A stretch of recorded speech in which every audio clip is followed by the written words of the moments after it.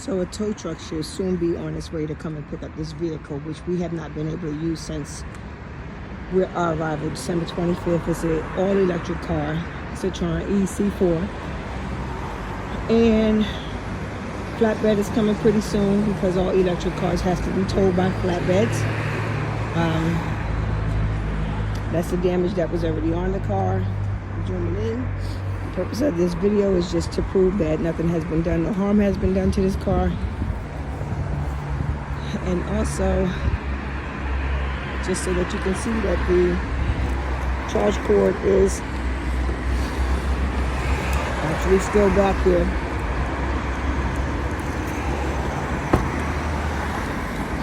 So charge cord is still back there.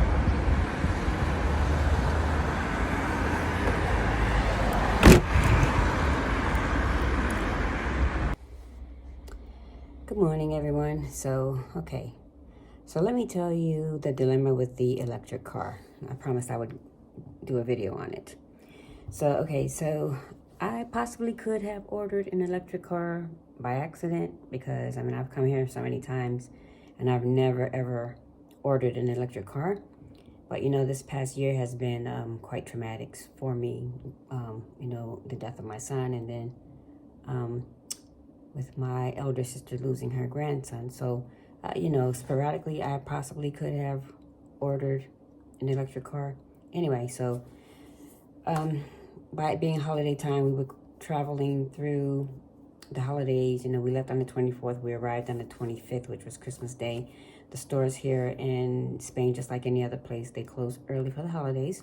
Those countries that celebrate, Christmas and other things. So we got to the airport. By the time we got to Enterprise, we took the shuttle to Enterprise, which was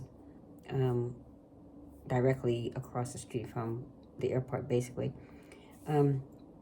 So we got there and they were like rushing. And so I was like, wow, I didn't order an electric car. And the guy goes, well, yes, you did. And so I looked and it did say electric car. So like I said, I possibly could have ordered the electric car. Anyway, I was like, well, do you have another car? Like, I need an automatic. I don't drive electric cars. I've never charged the battery before, all of that. Anyway, so that's all they had. So I said, okay, well, I'll give it a shot. So we got into the car. The car battery wasn't even 100% charged. The battery was like less than 50% charged. So I was like, well, the battery's not charged on this car. So, what's the deal? The guy goes, well, you can easily take it across the street to like any charge station to charge it. And I'm like, well, if just like when you want any other car, an automatic, you want a full tank of gas, you want it brought back on a full tank. So, you shouldn't give someone a car, including an electric car, that's not fully charged. Anyway, so they were getting ready to close. So they closed at 6. We picked the car up. It was like a little after 5 p.m. So I actually had like literally 1 hour to charge the car. So they told me that I could charge the car. They stayed open until like 7 p.m. because cars were coming and going, but they started pulling down their doors and they were like, okay, well, we have to leave. It's closed. So I had 2 hours to charge the car. I got the car charged to like 68%. So from Malaga Airport to Alcalá la Real, which is Spain, which is where we were going, the destination as far as kilometers were 163. I got the car charged up to like 189 kilometers. So I was like, okay, well, there are a couple of charge stations on the way, so at least I can get us there and I can take it to, a local charge station. They have Metrolito or the rest balls, and then I can just recharge the car. Anyway, we get halfway through Granada, Loja, and the battery drained down to like 72%. I'm sorry, it was like 72 kilometers. So panic mode because it was nighttime now, it was dark, and I hadn't been there for a while, I didn't know where any charge stations were. So we decided, like, if we took the car back, then we would be stranded and I'd have to get a hotel and then we'd have to try the whole process again. And of course they didn't have any cars available. So we decided to pull off the road and find a charge station. So I found a charge station. The battery on the car would not charge. So we take the car to a second charge station. Before we took it to the second charge station, we flagged down the police. officer, 2 police officers. They came over in the car. They tried to help us charge the car. The car wouldn't charge. So we followed them to another charge station, which wasn't too far from the first charge station. Now, mind you, it was only 72 kilometers. And then as we're going from station to station, so now we're at like more or less like 68, 65 kilometers. So second charge station, the car still would not charge. So they took us to, by this time, they called the local police because there are like different kind of police, in this area. So they called the local Loja police to help us. So we followed them to another charge station, which was a rest ball station. At the rest ball station, we were trying to charge the car. We tried all different things. We tried with the car charging hose itself. It would not charge. The charge attendant came out to try to help us, and he couldn't figure out why the car wasn't charging. So in the meantime, the battery stayed draining out. And so anyway, so we were trying, and it was actually flipping, like tripping the charge station. It was actually flipping the charger. And so the attendant had to keep going back, flipping it, flipping it back on. Anyway, long story short, so the police told us to park the car over across the street from the rest ball, which was the third charge station that we tried. The police told us to take the car and park it across the street, and then I'd have to call a tow station. Now, mind you, we still had like about 1 hour, about 57 more kilometers to go to our destination. The whole distance from Malaga Airport to Alcalá de Rael is like 1 hour and 45 minutes, give or take. Anyway, so we still had about 57 kilometers to go. So it was like about 1 a.m. now, and we were like cold. We were stranded, and I was frustrated. I was like having a meltdown at my age, 60-something years old, trying to figure out how to charge this battery or troubleshoot this battery that would not charge at all. Anyway, so we parked the car across the street. We ended up calling a taxi. We ended up calling a taxi. Thank goodness for the local police and the charge attendant. We called a taxi, and it cost me to get from Loja, Granada, which was our halfway point, all the way to Alcalá de Rael, Spain. It cost me 147 euro. So that's close to about a little over like close to $160. Well, not that much, maybe about $155.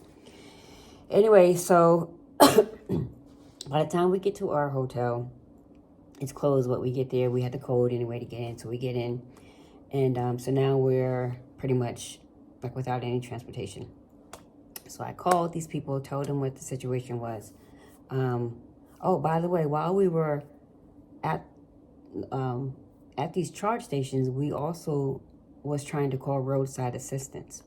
The numbers they gave us for Roadside Assistance was totally wrong. No one answered. The numbers just rang and rang and rang, so we had no roadside assistance outside of the police helping us. Okay, so that being said, I'm probably forgetting something else in the story, but I'll add to it. So during this process, we didn't take any videos with the police because everything was just happening so fast. It was late, it was cold, and we were just trying to get to our destination. We had traveled, spent a whole like 20 hours getting here because, we had layovers. It was holiday time. It was just like longer to get to our destination anyway. So the following morning, I tried to order another car to see if I could pick up something, take the bus or whatever, taxi, whatever, but there's nothing available automatic. Everything was either manual or electric. Now, mind you, Spain has a lot of electric car charging stations. But like I said, I must have gotten a bum car because my battery would not charge. We had the police trying to help us. Nothing worked. So anyway, make a long story short, I finally got through. I called the Roadside Assistance number and rang it. It was on hold. I was on hold.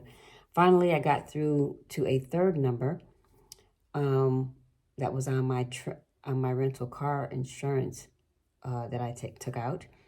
And that number was for roadside assistance in the UK. And this woman was very kind enough to give me the roadside assistance for Spain. So I finally, after a whole 2 days, got through to Roadside Assistance in Spain. However, mind you, I didn't have any transportation. So luckily for me, my property manager was able to take a day off on a Monday, which was his only day to be able to help me pick up this car. So I made arrangements and we finally got the car picked up. So I'm going to put a video on there. Like I said, I did not video or record, while we were trying to figure out to charge the car and, get the battery charged and all of that, because it was late, it was cold. We were traveling, trying to get to our destination, and the police were there, and we were just like trying to get, follow them in their directions, and they didn't have time. I mean, we didn't have time to videotape anything. So anyway, so we get through to Monday. Okay, so Monday, we go and pick the car up. And, we got through, so we called them, they said 45 to 60 minutes. So we're sitting out there. It's freezing cold, mind you. No one's coming to pick the car up. So I called and she goes, oh no, they stopped by, they didn't see anybody. I'm like, well, no, that's not true. We've been out here waiting and it's cold. So the woman was very polite and she goes, well, ma'am, it's cold everywhere now, blah, blah, blah. And, so they set it up again. Anyway, to come to find out, the guy couldn't find the destination. So I had to go to the charge attendant.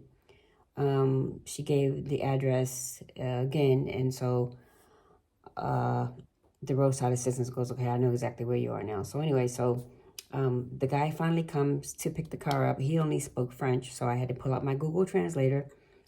And anyway, so long story short, we got the car towed away. So which was almost from 11 until maybe 12:30, almost 1 o'clock. All right, so the car was taken, and so now I'm like, okay, so that's like $800, $800+ that I'm out of. So I'm gonna try and figure out how to fill out this Alliance car, like rental car insurance, to see if I can get some of my money back. So I'll keep you guys posted on that. Thanks for watching.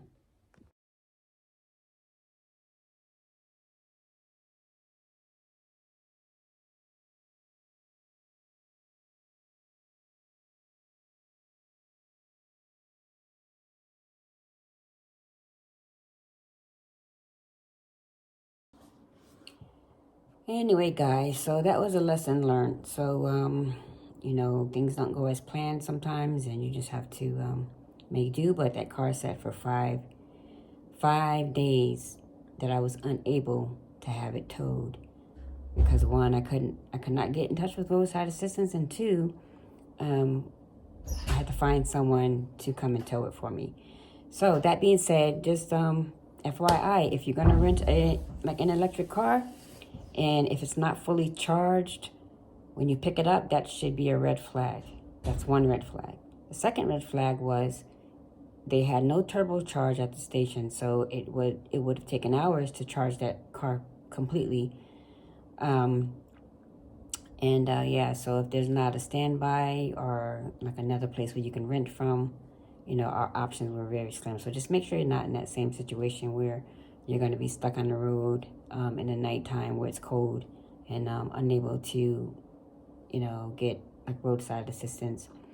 And also, just make sure that the number they give you is a number that actually works for roadside assistance. And again, thank you to the police officer. Thank you to our property manager. Thank you to all the people that helped us to charge the RESPO charge attendant. So we're grateful and we're still blessed, and we're it's definitely a learning curve. So please like and subscribe to our channel.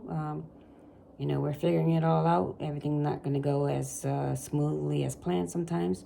You have to figure out the mishaps and how to work around them, and that's definitely what happened this time. So thanks for watching.